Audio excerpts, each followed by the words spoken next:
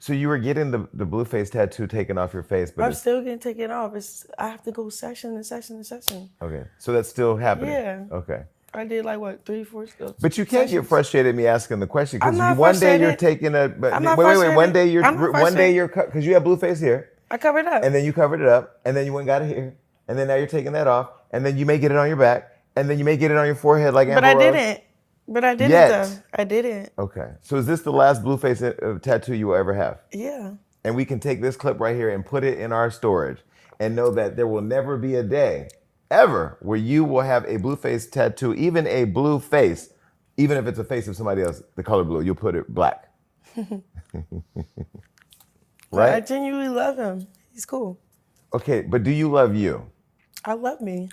Then why do you keep putting yourself in a relationship with a man who still continues to say that, okay, but... And I get what you're saying. I know where you're going with this. Where? I'm human. I'm still learning how to be self-disciplined and stuff. That's why I'm far away. Like, I deal with it on my own time. Like,